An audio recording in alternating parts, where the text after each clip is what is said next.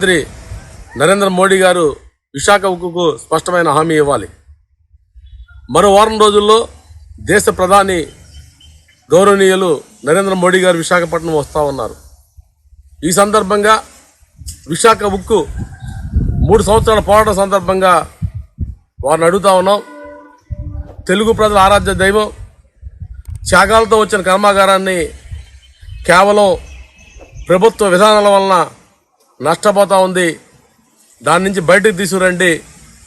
ఈ దేశానికి రాష్ట్రానికి కావాల్సిన ఉక్కును తయారు చేయడమే కాదు, ఈ రాష్ట్రానికి కావాల్సినటువంటి అమ్మోనియాని పుష్కలంగా తయారు చేసే ఉక్కు కర్మాగారం, ఈ రాష్ట్రంలోని పక్క రాష్ట్రాలకి కావాల్సిన మెడికల్ ఆక్సిజన్ని అందించే ఉక్కు కర్మాగారం, సరైన ధరలకి ఉక్కును విక్రయించే ఉక్కు కర్మాగారం, 1,00,000 మందికి ఇండైరెక్ట్గా డైరెక్ట్గా ఉపాధి కల్పించే ఉక్కు కర్మాగారాన్ని నిలబెట్టండి.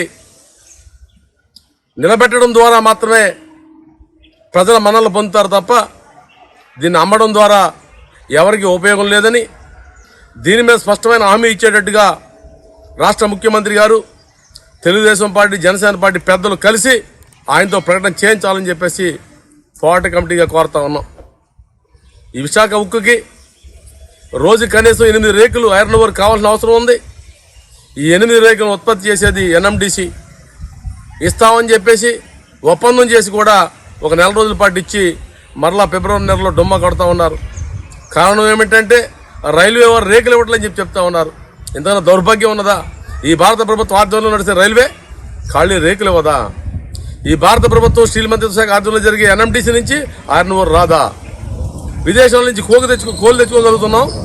సొంత రాష్ట్రంలో 450 కిలోమీటర్లు ఉన్నటువంటి ఐరన్ ఓర్ దొరకపోవడం అనేది ఇది కృత్రిమ కొరత తప్ప ఇంకోటి కాదు. దీనికి కావాల్సినటువంటి 5,500 కోట్ల రూపాయల వర్కింగ్ క్యాపిటల్ని మీరు సమకూర్చాలని, అలాగే 5,000 మంది కొత్త ఉద్యోగులను రిక్రూట్ చేయాలని చెప్పేసి డిమాండ్ చేస్తూ, ఈ రెండు చేసినట్టయితే విశాఖ ఉక్కు ఉజ్వలమైన భవిష్యత్తు వైపు, లాభాల వైపు ముందుకు పోతా ఉంది.